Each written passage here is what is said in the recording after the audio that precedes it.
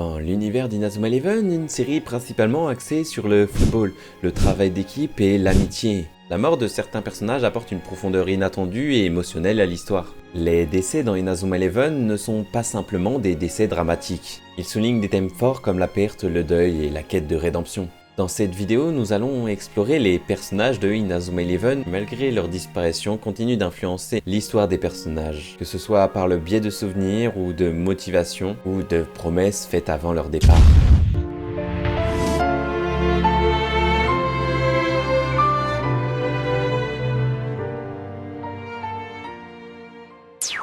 On commence doucement avec un personnage dont nous avons très peu d'informations, la mère de Axel Blaze. Ce que nous savons de manière certaine, c'est qu'elle a beaucoup soutenu Axel Blaze au niveau du football. Cependant, pour des raisons totalement inconnues, ce personnage est décédé, alors même que Axel et Julia étaient encore des enfants. La cause de sa mort reste floue et mystérieuse. Et non, ce n'est pas à cause d'un accident de camion. Ce décès a néanmoins déclenché une suite de bouleversements dans la famille des Blaze. Le père, profondément affecté, a commencé à se défaire du football. Puis après l'accident tragique de Julia, il a commencé à développer une véritable haine pour ce sport. Quant à lui, sur Axel Blaze, la mort de sa mère a forcément eu un impact émotionnel, tout comme l'état de sa sœur. Ces événements combinés lui ont sans doute laissé un sentiment de culpabilité, un des plus lourds traumatismes de l'univers d'Inazuma Eleven. Pauvre Axel Blaze.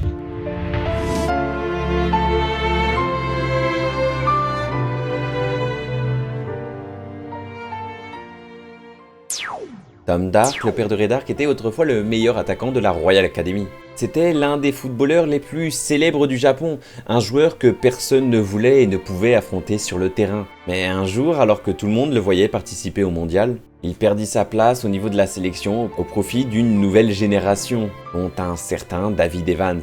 C'est à partir de ce moment-là que la carrière de Tom Dark prit un tournant tragique, et certains allèrent même à lui dire qu'il portait la poisse et que c'est à cause de lui que la Royal Academy perdait tous ses matchs. C'est là qu'il décida d'abandonner le football, mais aussi la famille. Suite à cela, sa femme décédera. On ne sait toujours pas si sa mort est liée directement au fait que Tom Dark soit parti, ou indirectement par un accident ou autre. Ce qui est certain, c'est que cet événement a marqué profondément Red Arc. Son fils qui développa lui-même une haine pour ce sport. Une haine qui dura jusqu'au FFI, plus de 40 ans après les événements tragiques. 60 ans après la disparition de Tom, son petit-fils, Lucien Dark, s'impose comme un prodige du football, laissant penser qu'il a hérité du talent légendaire de son grand-père.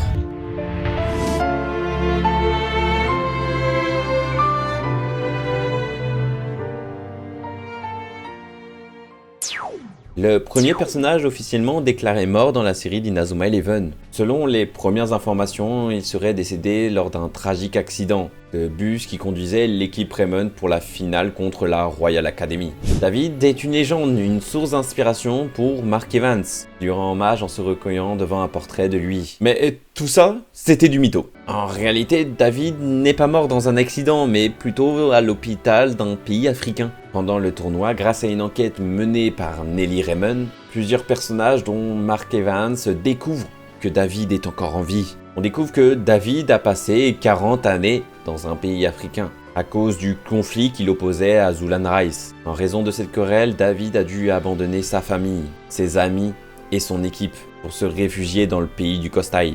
Là-bas, il a été chaleureusement accueilli par les habitants et s'est consacré à diverses tâches, notamment à celui de développer l'équipe du football. Plus tard, David finira par affronter Mark Evans au FFI, où il perdra. Dans Chronostone, qui lui se déroule 10 ans après Inazuma Eleven, David Evans est à nouveau déclaré mort.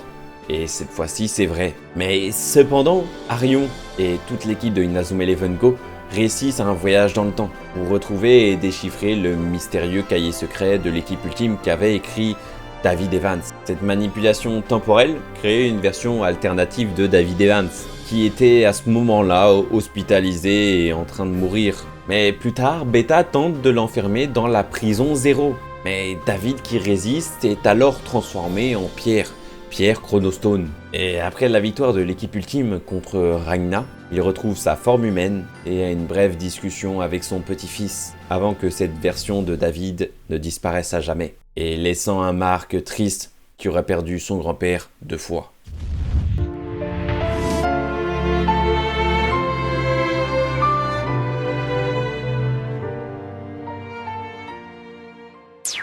Bien que Mark Evans c'est le héros de la série et que vous croyez qu'il n'est pas mort, eh bien si. Mark Evans est bien mort durant la saison de Chronostone. Suite à un changement avec le protocole Omega 2.0, Raymond affronta l'équipe des gens du futur. Mais ce match s'est fini sur une défaite et pour enfoncer le clou, Beta décide de capturer le célèbre Mark Evans.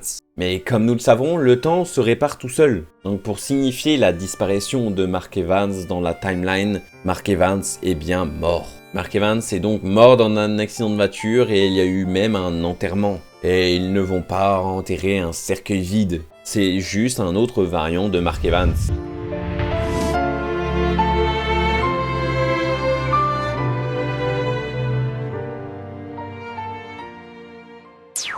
Que ce soit Hiroto ou Xavier Schiller, on parle ici d'un personnage qui a été ressuscité avec Arès Orion. Et avant les aventures de Raymond, Xavier, lui, menait une vie tranquille. Il étudiait le football à l'étranger, mais un jour, il fut mystérieusement tué. La véritable cause de sa mort n'a jamais vraiment été révélée, et l'affaire a été classée comme une mort accidentelle. Cependant, des rumeurs persistent impliquant le fils d'un membre du gouvernement japonais, bien que l'affaire soit vraiment restée floue. Cette tragédie a profondément marqué Astram Schiller, qui, dévasté par la perte de son fils, a nourri un désir de vengeance pour le monde du football, et notamment contre l'État japonais. C'est en grande partie à cause de ce drame qu'il a créé la Luce Academy, une façon pour Astram de laisser une trace dans ce sport qui lui avait pris son fils. Dans la chronologie alternative d'Inazuma Eleven à Arès Orion, Xavier est toujours en vie et devient attaquant pour l'école Alia. Plus tard, dans Inazuma Eleven Orion, on le retrouve en tant qu'attaquant d'Inazuma Japon. Maintenant, on va être honnête. Expliquez-moi où est la ressemblance entre Xavier de la saga originale et Xavier Arès Orion. J'ai vraiment l'impression qu'ils ont changé de bébé à la maternité. Mais bon, c'est pas vraiment le sujet ici.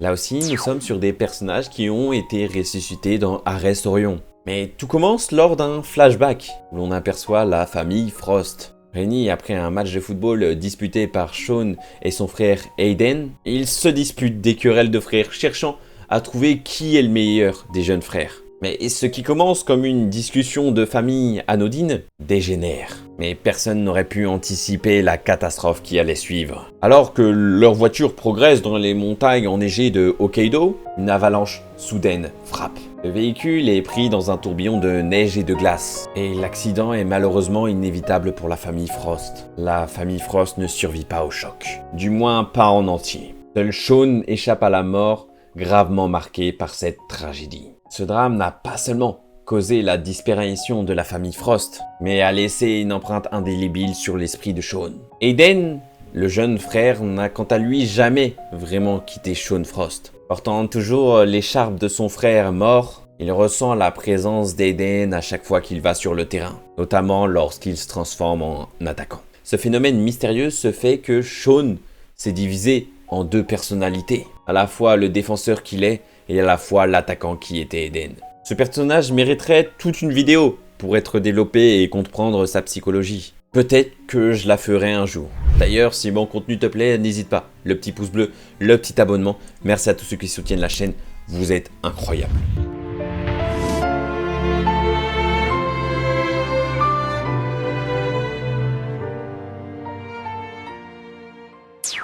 La mort n'est pas que réservée aux héros d'Inazuma Eleven. Elle touche aussi les méchants. Redark, surnommé le Grand Seigneur des Poutres, c'est logique, en est un parfait exemple. Malgré sa nature de psychopathe avéré, prêt à tuer des enfants parce que son père a été humilié au football, il reste un personnage que l'on aime et détester. C'est surprenant et c'est l'un des rares personnages à être mort et ressuscité dans la saga originale. Dans la même timeline, il a été renvoyé de prison. Redark connaît une fin tragique sur la route lorsqu'il est percuté par un camion, apparemment conduit par un homme de main de Zulan Rice. Sa mort est relayée à la télévision, choquant une bonne partie de tout Inazuma Japon, et particulièrement Ju Sharp. Il ira même jusqu'à récupérer les fameuses lunettes de Mr. D, autrement dit Redark. Mais l'histoire ne s'arrête pas là.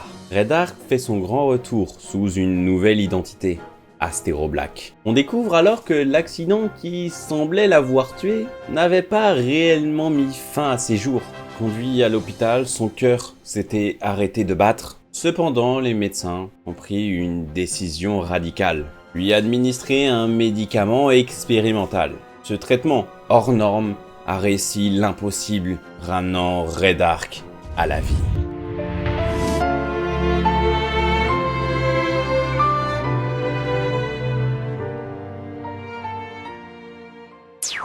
Banda est un alien de Inazuma Eleven Galaxy, symbolisant une réflexion entre la vie et la mort. D'autant plus en raison de la brièveté de l'existence de toute son espèce. Les membres de son espèce ont une vie vraiment très courte, un peu vers un mois pour un être humain. Cependant, cette limitation biologique ne les empêche pas de vivre pleinement. Lorsqu'il révèle à Buddy que le match sera le tout dernier de sa vie, Banda ne montre ni peur ni tristesse, mais plutôt une conviction que la valeur d'une vie se réside dans ce que l'on accomplit. Il se concentre sur l'expérience et le plaisir de jouer, et sur le fait de donner le meilleur de lui-même, son tout dernier et unique match. La mort de Banda survenue en plein match d'ailleurs, alors qu'il se donnait à fond, renforce cette thématique d'avoir une vie éphémère mais précieuse. Tandis qu'il s'effondre, il laisse derrière lui un message important. La vie ne se mesure pas en années, mais en moments vécus.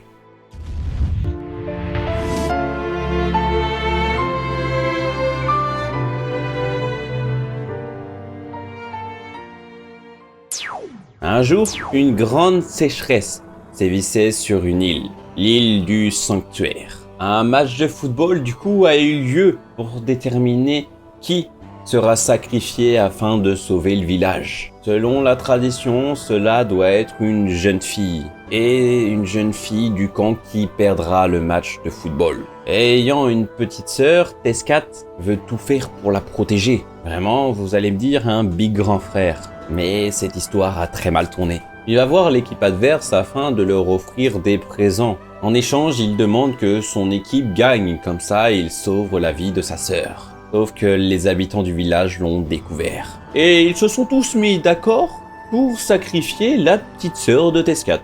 Quelque temps plus tard, du coup, Tescat est mort par vieillesse ou autre, mais il erre plutôt comme un esprit encore vivant sur l'île du Sanctuaire.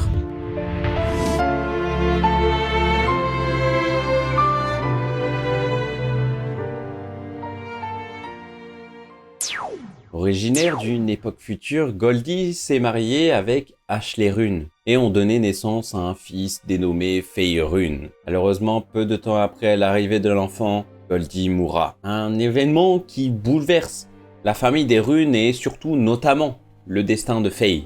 Son décès incite Ashley à prendre forcément des mesures drastiques pour protéger leur fils Faye, allant jusqu'à ramener une version plus jeune de sa femme, soit Goldie, dans le passé avec Faye Rune. Faye, ne sachant pas que Goldie était sa mère, est profondément confus quand il apprend la nouvelle. La mort de Goldie, la mort de sa mère, représente pour lui une perte irrémédiable, mais aussi une source de motivation pour comprendre son héritage et protéger ceux qu'il aime.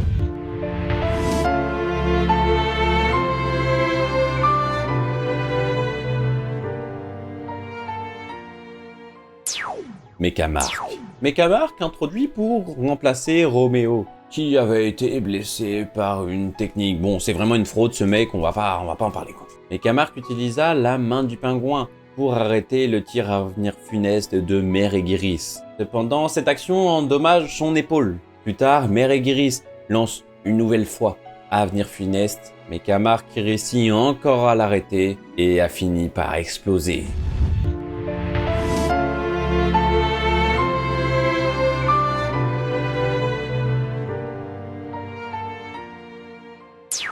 Katora était à l'origine une princesse de nos morts, une planète qui a été condamnée, à être détruite par un trou noir. Les scientifiques ont essayé de créer une arme pour justement détruire ce trou noir. Mais le problème, c'est qu'ils ne l'ont pas réussi à temps. Mais l'un des scientifiques a décidé de s'enfuir et il a notamment demandé à Katora de venir avec lui. Et elle a refusé parce qu'elle ne pouvait pas abandonner sa planète, mais aussi ses citoyens.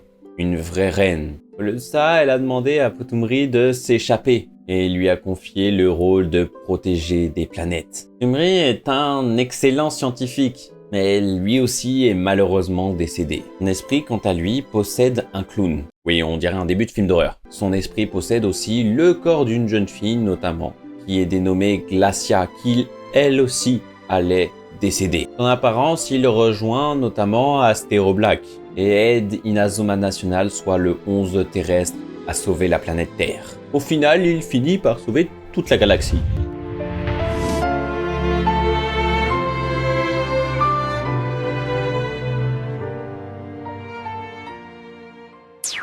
Bon, on va rentrer dans des personnages un peu plus random, même s'il y en a certains qui étaient déjà un peu random, comme Tumri, mais là, ça va. Vraiment, je l'ai dit en une phrase, les gars, et puis voilà quoi, parce qu'ils n'ont pas fait grand-chose dans l'anime. Bon, alors, on va commencer. La mère de Sony. La mère de Sony, soit Lily Wright, dans Inazuma Eleven, Ares, décède au début, je crois même l'épisode 1 de Inazuma Eleven Ares. On n'a pas plus d'informations sur ce personnage. Patrick Green, soit le père de Camélia, lui aussi décède dans un accident, d'un accident de camion. Bon, cette fois-ci, il ne sera pas provoqué par Red Arc, même s'il aida à s'échapper David Evans, qui courra de Red Arc, qui voulait le fuir en fait. Ensuite, on a un autre personnage comme Valentin Girikanan, je crois que c'est ça, on le voit pas trop mourir, mais on sait qu'il est mort et je trouve sa mort est importante et c'est pour ça que je vais forcément la raconter dans cette vidéo, tu vois, au moins je le mets en valeur. C'est un fondateur idéaliste qui a fondé la Fondation Orion et il croyait fermement en l'idée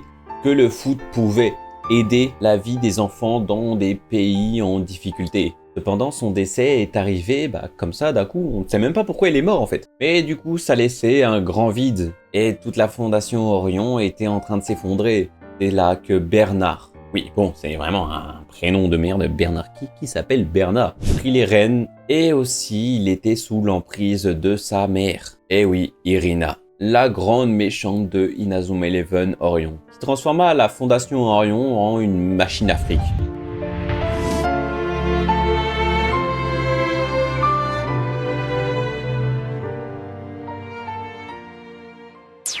Cette fois-ci, on attaque un personnage qui est un peu moins random. Enfin, on le voit pas trop, mais en même temps, on le voit. Enfin, c'est un peu bizarre, mais je vous encourage à aller voir Orion si vous l'avez pas encore vu. Mitsuru est mort dans un tragique accident, en tentant désespérément de sauver son frère Hikaru. Malgré ses blessures, Mitsuru trouva un moyen de réconfort quand il vit son frère Hikaru ouvrir les yeux et qu'il soit encore en vie, avant de succomber et de mourir sur le coup.